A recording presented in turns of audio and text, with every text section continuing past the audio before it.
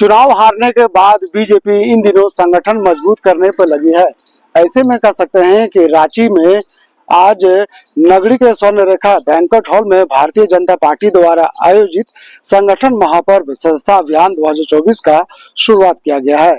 इस सदस्यता अभियान में बीजेपी के प्रदेश अध्यक्ष बाबूलाल मांडी और संगठन प्रभारी लक्ष्मीकांत वाजपेयी, प्रदेश सदस्यता प्रभारी डी पुण्यश्वरी, प्रदेश कार्यकारी अध्यक्ष रविंद्र राय, क्षेत्रीय संगठन मंत्री नागेंद्र त्रिपाठी, संगठन महामंत्री करमवीर सिंह, सदस्यता अभियान के संयोजक राकेश प्रसाद सहित तमाम विधायक भी मौजूद है।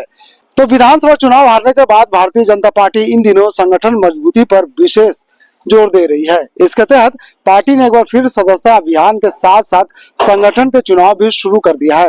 हालांकि राष्ट्रीय स्तर पर सदस्यता अभियान सितंबर माह में शुरू हो गया था, लेकिन विधानसभा चुनाव के कारण इसमें बाधा आई थी। चुनाव खत्म होने के साथ ही पार्टी इसे एक बार फिर से शुरू कर दी है, जो 28 दिसंबर तक समाप्त हो जाएगा। सदस्यता अभियान को गति देने के लिए प्रदेश से लेकर जिला स्तर तक प्रभारी सह प्रभारी नियुक्त किए जा रहे हैं।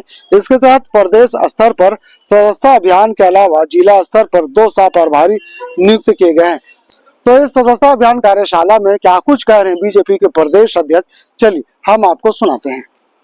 से काम करके और उसके बाद सदस्यता अभियान प्रारंभ हुआ और जैसे ही लोकतंत्र के महापर्व समाप्त हुआ, 20 तारीख को चुनाव समाप्त हो गया, 23 तारीख को मतगणना हुई और उसके बाद जो परिणाम आया वो आप सब लोगों के ध्यान में है।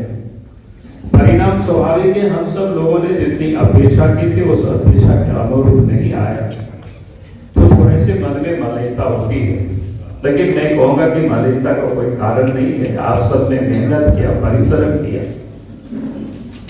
हमें लगता है कि पिछले चुनाव से मैंने जितना भी चुनाव पहले देखा है, उससे इस बार के चुनाव में बड़ी ताकत कार्यकर्ता ने भी लगाए और अपने केंद्र के नेताओं ने भी पूरी पार्टी को समर्थन किया। इतनी बड़ी तादाद में हमारे नेता, विभिन्न राज्यों के मुख्यमंत्री, देश के केंद्र के नेता सब आए, पूरी समय देकर के देश के प्रधानमंत्री, देश के गृह मंत्री, सबों ने जो जितना समय चाहते थे उतने समय उन सब लोगों ने किया।